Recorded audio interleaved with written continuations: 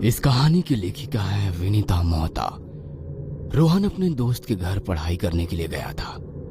उसके घर का माहौल एकदम अजीब सा था, सब कुछ शांत और गंभीर। देर रात तक पढ़ाई खत्म करने के कारण वह हॉस्टल वापस नहीं जा सकता था। कुछ कर उसने अपने दोस्त के घर ही रुकने का फैसला किया। उसकी दोस्त की मां ने उसे एक कमरा जो ऊपर था रुकने के लिए दिया। कमरे में पहुंचते ही उसे अजीब सा डर लगने लगा। वह डर क्यों था ये उसे समझ में नहीं आया। देर रात तक वह सो नहीं पाया। जैसे ही उसकी आंख लगी उसे अपने करीब कोई साया महसूस हुआ। उसने आंखें खोलकर देखा तो उसके दोस्त की मां वैम्पायर के रूप में उसके पास खड़ी है। उसकी गर्दन पर अपने दांत लगाकर उसका खून पीने लग गई। इस पूरे घटनाक्रम के कारण रोहन बहुत डर गया और उसकी जोरों से चीख निकल गई। क्या हुआ रोहन, क्यों चिल्ला रहे हो? देवेश के उठाने पर रोहन की आंख खुली तो वो अपने हॉस्टल में था। इसका मतलब ये सपना था। सपना बड़ा ही डरावना था यार। अरे क्या हुआ बोलो ना। कुछ नहीं यार, एक सपना देख रहा था, अब बिल्कुल ठीक हूँ। कहा था ना सोते समय भूत की फिल्म मत देखा करो, मगर तुम मेरी सुनते ही नहीं हो। अब डर गए ना, सो जाओ चुपचाप, सुबह हमारी क्लास है। अगले दिन रोहन पूरी तरह नॉर्मल था। पूरे दिन स्कूल की एक्टिविटी में व्यतीत हुआ। रात को थक कर जैसे ही उसने बिस्तर पर अपनी आंखें बंद करी, कुछ देर बाद उसे वापस वही सपना आने लगा। डर के कारण दोबारा उसकी चीख निकल गई। क्या हुआ? देवेश फिर वही कल रात वाला सपना। कहते हुए रोहन डर के कारण पसीना पसीना हो रहा था। अरे परेशान मत हो, ये एक सपना ही तो है, सो जाओ, कुछ नहीं होगा। मगर उस रात के बाद रोहन कभी भी चैन की नींद नहीं सो पाया। हर रात उसे वही सपना आता। उसे समझ नहीं आ रहा था कि आखिर उस सपने का उसकी जिंदगी से क्या कनेक्शन है।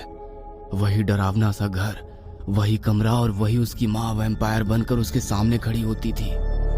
कुछ दिनों के बाद उसकी क्लास में एक रवि नाम का लड़का पढ़ने आता है। देवेश और रोहन उसके अच्छे दोस्त बन जाते हैं। एक दिन रवि उन दोनों को अपने घर पर बुलाता है। देवेश किसी कारण से नहीं जा पाता है। रोहन जैसे ही उसके घर पहुंचता है वह हैरान रह जाता है, क्योंकि वह वही घर है जो वह हर सपने में देखता था। लगता है आज सपना हकीकत बन जाएगा। आज की रात मेरी जिंदगी की आखिरी रात है। मगर जो कुछ भी हो, उस सपने की तह तक पहुंचना है तो घर में तो जाना ही होगा। डरते हुए रोहन रवि के घर के अंदर जाता है। अंदर पहुंचकर रोहन रवि के परिवार से मिलता है, लेकिन वो तो सपने के परिवार से उल्टे थे। रवि का परिवार हंसमुख और मिलनसार था। कुछ देर बाद सब लोग खाना खा लेते हैं और रोहन बहाना बनाकर उसके घर में रुक जाता है। रोहन को रुकने के लिए वही ऊपर का कमरा मिलता है। रोहन उस कमरे में जाता है तो सामने वही औरत की फोटो लगी थी जो उसे सपने में नजर आती थी। वह तस्वीर उतार कर देखता है तो उस पर रति बाला लिखा था। रवि, ये कौन है? ये इस घर की पुरानी मालकिन है। दादाजी ने इनसे ही घर खरीदा था। क्या तुम ये तस्वीर रात के लिए यहाँ से हटा सकते हो? हाँ, क्यों नहीं। रवि तस्वीर हटा देता है और उसे स्टोर रूम में ले जाकर रख देता है। रोहन कुछ देर तक रवि से बातें करता रहा, फिर दोनों उसी कमरे में सो गए। आधी रात को तेज बिजली कड़कने लगी और दूर कहीं उल्लू के रोने की आवाज आ रही थी। बिजली की गड़गड़ाहट से रोहन की नींद खुल गई तो रति बाला उसके बिस्तर के पास खड़ी थी। डर के कारण रोहन की चीख निकल गई। क्या हुआ? तुम क्यों चीख रहे हो? यहाँ पर अभी कोई था। रवि ने चारों ओर नजर दौड़ाई पर वहां पर कोई नहीं था। शायद तुम्हें वहम हुआ होगा। रोहन सारी ओर देखने लगा तो उसे भी रति वाला कहीं नजर नहीं आई, लेकिन तभी उसकी दोबारा चीख निकल गई। उसने रवि को दीवार की ओर इशारे से कुछ दिखाने की कोशिश की। सामने का नजारा देखकर रवि भी चौंक गया। रति वाला की तस्वीर वहीं पर टंगी हुई थी। उन्हें समझ नहीं आया कि जो तस्वीर वे लोग स्टोर रूम में रखाए थे तो वापस ऊपर कैसे आ गई। दोनों सारी रात सो नहीं पाए। रोहन ने अपने लैपटॉप खोले और रतिवाला के बारे में सर्च करने लगा। अचानक उसकी निगाह गूगल पर रतिवाला की तस्वीर पर गई। वहां पर लिखा था रतिवाला एक नर पिशाच। वहां पर उसके बारे में सिर्फ ऐसा लिखा था कि बिहार के पटना के पास एक छोटे से गांव में रतिबाला नाम की लड़की रहती थी। शुरुआत में तो वो बहुत नॉर्मल लगती थी, मगर धीरे धीरे गांव के लोगों में चर्चा होने लगी कि उसके ऊपर किसी बुरे साये का प्रकोप है।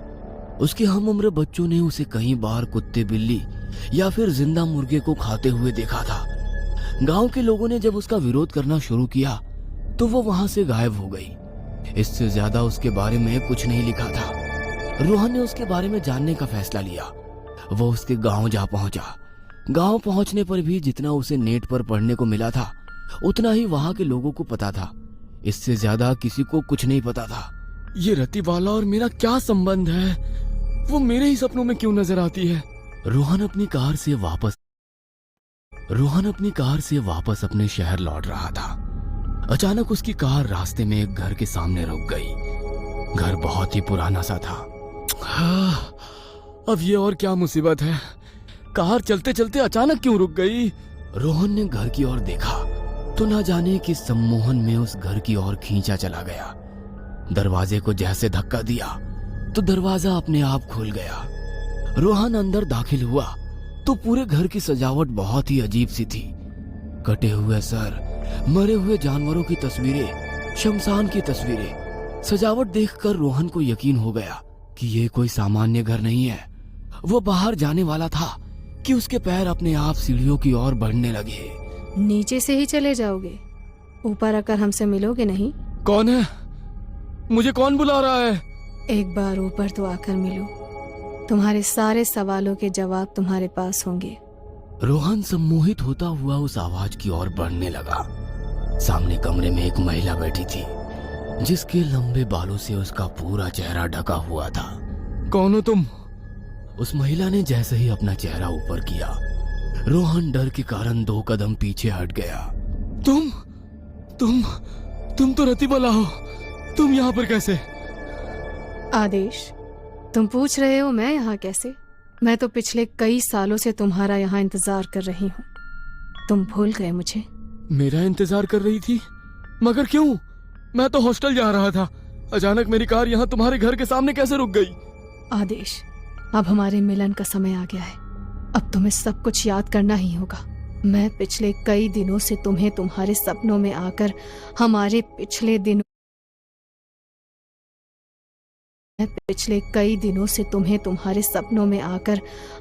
पिछले दिनों की याद दिलाने की कोशिश कर रही हूँ, मगर तुम हो कि तुम्हें कुछ याद ही नहीं आता। हार कर मैंने तुम्हें तुम्हारे पुराने घर भी भेजा था, मगर वहां भी तुम्हें मेरी फोटो देखकर कुछ याद नहीं आया।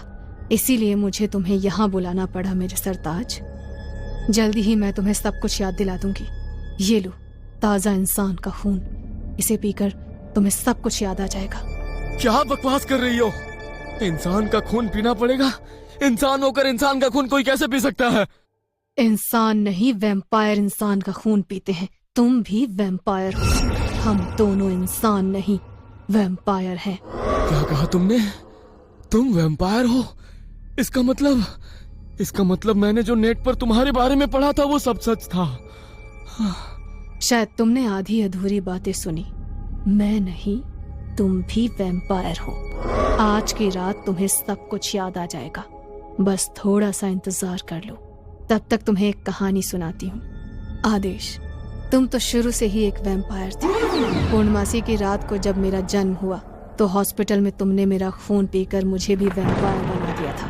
मेरे पैदा होने के बाद हर पूर्णिमा को तुम मेरा खून चूसते थे ताकि तुम्हारी तरह मैं भी ताकतवर हो जाऊं। बचपन से ही वैम्पायर होने के कारण माँ के दूध की जगह मैं माँ का खून पीकर ही पली बढ़ी हूँ। माँ तिल तिल सूख रही थी, मगर किसी को पता ही नहीं चला कि ये क्यों हो रहा है। बड़े होने पर कभी कुत्ते का और कभी बिल्ली का खून पीने लगी। बाकी सब तो तुम्हें मेरे बारे में पता ही है। आगे की कहानी सुनाती हूँ। अपने घर से गायब होने के बाद मैं तुम्हारे साथ तुम्हारे घर चली गई थी, जो तुम्हें सपनों में दिखता था। हम दोनों रात को वेश बदलकर आसपास के बच्चों का खून चूसते थे। जब इंसानों को इसके बारे में पता चला तो हमें वो घर छोड़ना पड़ा और फिर हम जंगल में आकर बस गए। धीरे धीरे यहाँ जंगल में पूरी बस्ती हो गई थी। एक दिन एक गांव वालों ने तुम्हें बच्चों का खून चूसते हुए देख लिया था और उस दिन तुम्हें जिंदा जलाकर मार दिया था। क्या अजीब कहानी है। कहानी नहीं, हकीकत है। हमारी दुनिया का नियम है, जब कोई पिशाच इंसान द्वारा मार दिया जाता है तो उसे इंसान के रूप में दोबारा जन्म लेना होता है। इसीलिए तुम इंसान के रूप में जन्म लिए हो, मगर अब तुम 18 साल के हो गए हो, तो तुमको वापस पिशाच बनाने की जिम्मेदारी मेरी है। तुम्हें इसीलिए अप्रत्यक्ष रूप से याद दिलाने की सारी कोशिश कर रही थी मैं, मगर अब मैं तुम्हें सब कुछ प्रत्यक्ष रूप से याद दिला दूंगी। तुम्हें सब कुछ याद आ जाएगा। तुम भी मेरी तरह इस दुनिया में राज करोगे। हम दोनों मिलकर इस दुनिया को वैम्पायर वर्ल्ड में बदल देंगे। नहीं, ये नहीं हो सकता। मैं इंसान हूँ, इंसान ही रहूंगा। तुम इंसान नहीं पिशाच हो, और तुम्हें दोबारा पिशाच बनना ही होगा। रतिबाला उसका हाथ पकड़कर एक कमरे में ले गई। कमरे में शैतान की तस्वीर लगी हुई थी। सामने हवन कुंड बना हुआ था। कमरे में जाते ही रोहन मानो सम्मोहित हो चुका था। कमरा पूरी तरह अंधेरे में डूबा हुआ था। पूर्णमासी के दिन चंद्रमा की रोशनी उस कमरे के अंदर आ रही थी। अब रतिबाला जैसा जैसा कह रही थी वैसा वैसा रोहन कर रहा था। रोहन ने रतिबाला के कहने पर शैतानी देवताओं की पूजा करनी शुरू कर दी। चांद की रोशनी जैसे जैसे बढ़ रही थी वैसे रतिबाला पूजा भी करती जा रही थी। जैसे ही चांद आसमान के बीचों बीच आया, रतिबाला ने रोहन को खून से नहलाना शुरू कर दिया। कुछ देर बाद रोहन बेहोश हो गया। जैसे ही उसे होश आया तो वो पूरी तरह बदल चुका था। उसने सामने कटोरी में रखा हुआ इंसान का खून पिया और रतिबाला की ओर देखकर मुस्कुराने लगा। उसने अपने नुकीले दांत रतिबाला के गले में घुसा दी और उसका खून चूस लिया। कुछ देर बाद रतिबाला बेहोश हो गई। जब उसे होश आया तो वो मुस्कुराकर बोली, स्वागत है वैम्पायर वर्ल्ड में मेरे सरताज।